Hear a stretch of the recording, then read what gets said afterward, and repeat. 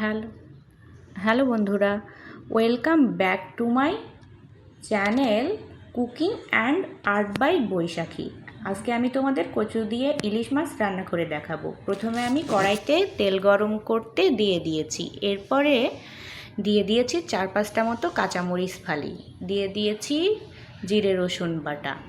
এবার কিছুক্ষণ মশলাটাকে আমি তেলের সঙ্গে ভালো করে ভেজে নেব।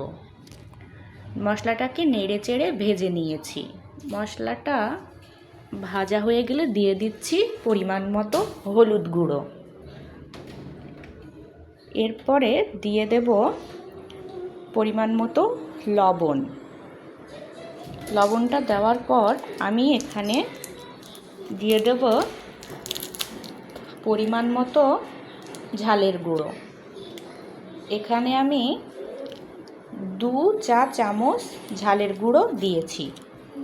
তোমরা তোমাদের পছন্দ মতো ঝালের গুঁড়ো দেবে। এরপর আমি মশলাটাকে ভালো মতো নেড়ে চেড়ে ভেজে নিচ্ছি। আসলে মশলাটা যদি ভালো মতো না ভাজা হয় তাহলে ওই যে ঝাল হলুদের গুঁড়ো দিলাম ওটার কাঁচা গন্ধ থেকেই যাবে। অনেকেই হয়তো ভাবে মশলা এমনি কষালে পুড়ে যায়, এটা ভুল কথা। মশলা তোমরা যদি এরকমভাবে কিছুক্ষণ কষিয়ে নাও, দেখবে মশলাতে কোনো প্রকার কোনো গন্ধই থাকবে না। অবশ্যই মশলাতে পানি অ্যাড করবে। এই দেখো, এখন আমি দিয়ে দিচ্ছি অল্প একটু পানি। পানি দিয়ে মশলাটাকে ভালোভাবে নেড়ে চেড়ে এখন আমি কষিয়ে নেব মশলাটাকে। এবার আমি ঢাকনা দিয়ে ঢেকে দেব কিছুক্ষণ। ফিরে আসছি কিছুক্ষণ পর। মশলাটাকে দেখো কি সুন্দর তেল ছেড়ে দিয়েছে।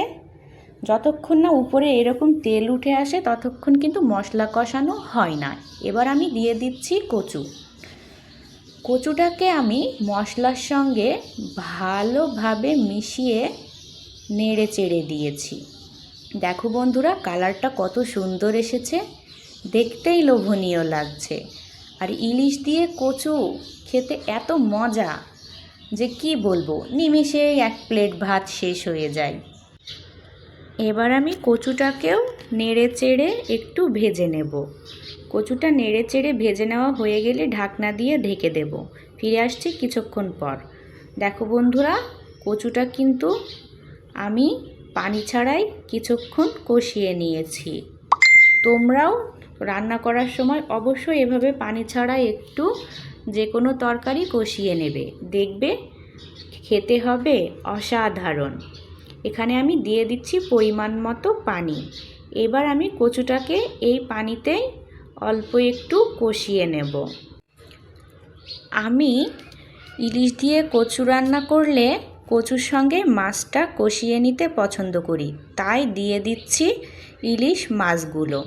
ইলিশ মাছগুলো দেওয়া হয়ে গেলে ইলিশ মাছটাকেও কচুটার সঙ্গে ভালোভাবে নেড়ে চেড়ে মিশিয়ে নিচ্ছি।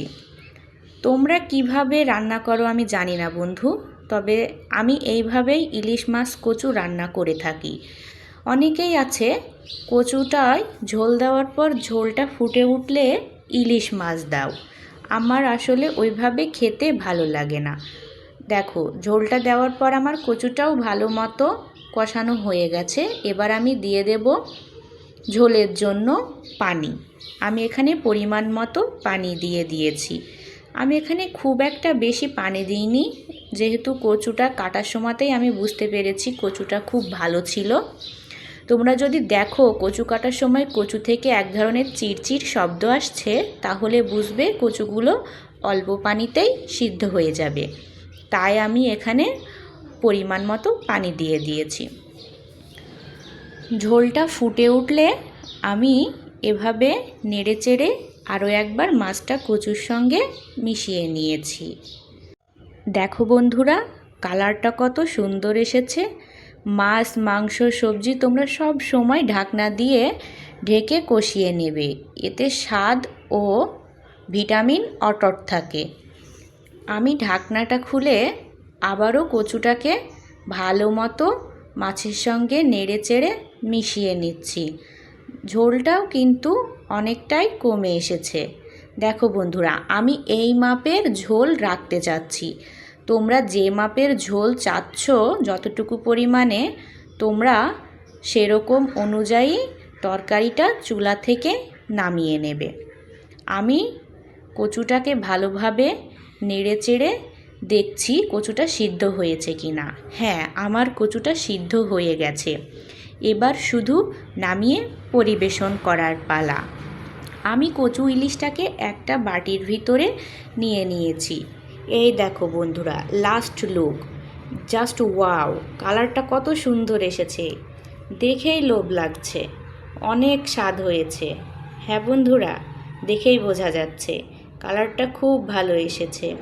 আমার ভিডিও তোমাদের ভালো লাগলে অবশ্যই আমার চ্যানেলটা সাবস্ক্রাইব করে বেল আইকনটি বাজিয়ে দিও। এরকম ভালো ভালো রান্না দেখতে চাইলে সব সময় আমার ভিডিওর জন্য